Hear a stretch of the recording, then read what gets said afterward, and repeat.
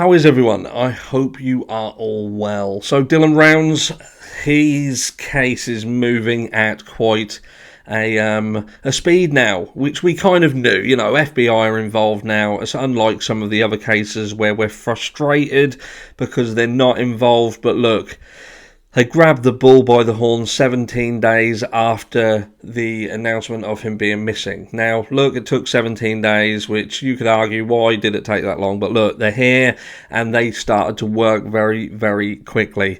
Started pulling some of the, how can I say, the nefarious people in. They started charging them on unrelated charges. I think just to rock the boat, I did mention this in yesterday's video, rock the boat, see who falls off. And look, we've got Brenner, who he appeared in court based on the fact that, look, they searched his trailer, he had some powder guns, which he can have, but there was also a rifle. And this was the rifle that would inevitably see him back in court. This is a guy who'd already done 33 months inside for possession of firearms. You know, he is a convicted felon. He's got a list, and that means that he can't have certain things. And now they're stating that he has been named as a suspect. Now, I'm not surprised. I must admit, I am not surprised. Look, whenever there is a case like this, you always look at those closest to the person to start with, don't you? We always talk about this. It's like when we have the real young kiddies like Summer, like Michael. You always look at the people who are the closest to them and rule them out first. And it just so happens that FBI have looked into these people, have looked into the likes of Chase, they've looked into Don as well. And look, these people, this is what we've come up with. Now, I think there's a little bit of confusion. There's a lot of speculation about on what is the motive and what actually happened. Now, look, this farm is a 600-acre farm. Now, the last communication was between Dylan and his grandma, and Dylan would go on to say, look, Grandma, I'm going to put the truck in the shed, the grain truck in the grain shed to protect it from the rain, because it was raining that day. And so people are saying, well, what was his intentions? Was he going to do the trip to the grain shed, which is 5 miles, by the way? So you've got Dylan's trailer, and then you've got a 5-mile distance between his trailer and the grain shed. And it's around the grain shed location that Brenner is what you'd call a permanent squatter. So he's heading over to this direction. So you've got to think to yourself, so did Dylan meet with Brenner at that point? You've got to think that, you know, Brenner was obviously known to Dylan. Was there an altercation there? Did Dylan ask him for a lift back? Did it break into something else? I do not know. And, you know, we can at this point only speculate. Brenner is somebody who would help Dylan on the farm at times, and there's some confusion over the fact that was he the one who Dylan had a fallout with. It's not. Don was the guy who Dylan had a falling out with. Now, there's been some things brought up about that. People have said, look, he did have a falling out with him, but Don took it well. You know, it was just, you know, they had a difference of opinion on what was important and what needed to be prioritised on the farm. But it was irreconcilable, you know, so they parted ways. But someone pointed out, look, you never know how somebody feels inside. You know, at the end of the day, a guy has potentially lost an income. And, you know, it's difficult times. It's difficult times at the moment. And we know that can affect people. So there you go. But what we've got is Brenner has now been named officially as a suspect. They have said that he's basically, they've done some forensic analysis, and that's brought up some data that would lead him to be in the shit.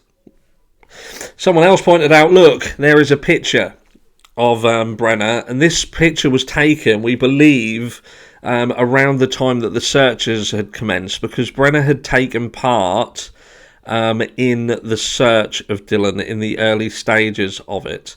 and he's wearing this John Deere hat, and it just so happens that this John Deere hat matches exactly the hat that Dylan used to wear and is actually featured in Dylan's poster.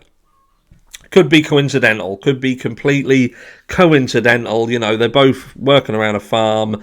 John Deere, they do give out merchandise. You know, I come from a farming background as well. I have farmers in our family, and yeah, they do hand out merchandise left, right and centre. So it's not uncommon for multiple members to have the same hat, but it just, you know, it didn't look good. And what with this forensic analysis coming back with some positive results that have, you know, basically made him appear to be, how can I say, it doesn't look good for him, does it? It could have indeed been the hat. It could have been Dylan's hat. Perhaps he got the hats muddled up and they've found, you know, sweat, DNA, whatever on the hat. But again, we'll have to wait for that to come out in the wash. I believe the question is now was he working alone? You know, this is going to throw the cat amongst the pigeons now. We're going to see whether some bums start to twitch as we know that it's going to be a case of, is Brenner going to speak? Is he going to start saying, yeah, you've got me? If they've got him, if they've got enough evidence to throw at him, now it could so be that he makes a deal to give up the names of other people. So it'll be interesting to see the movements of the likes of Chase, the likes of Don in the next few days. Are they going to vanish all of a sudden? Is anybody going to start moving? It's going to be a time for now keeping an eye on what's being said and who is going where. I'd like to think that this is going to have a happy ending, guys. I really would. You know, Dylan was 19. He was heading towards a very, very good life. He was managing to be successful in something that he wanted to do. Whether this was ultimately the thing that would be the problem in his life that has led to this point, there is speculation over arguments with money, the land itself, people not wanting Dylan to continue to buy sections of land. Who knows? You know, people can be jealous, can't they? They see a youngster, you know, Brenner's, I believe, 58 years old. And if you're being told what to do by a 19-year-old and you're seeing them be successful and having money and being able to buy this, is it enough when someone's had a few drinks, perhaps, to make some poor decisions? We're yet to find out. The only other thing that there seems to be some confusion about is when the truck was found, the seat had seemingly been pushed forward. Now, there was speculation as to whether that was pushed forward to get something out from under it, or whether someone had driven that truck, whether it was to take Dylan off the farm, whether it had been found somewhere else and driven back to the farm. I touched on this yesterday, and it was cleaned. Now, some people are saying Brenner is around 5'1". There are disparities here because there are other people who are out there saying that he was around 5'8", 5'9", and around 240 pounds. He looks a thick-set guy. In the photos that I've seen, you know, he looks bigger than 5'1", but a lot of people are saying, look, he is 5'1". So if he is indeed that short, then, you know, you could argue that was it him who put the chair forward? Was it him who was the last person to drive Dylan's truck? But again, that's just speculation. At the moment, the facts are the facts, and that is Dylan remains missing. He has not been found.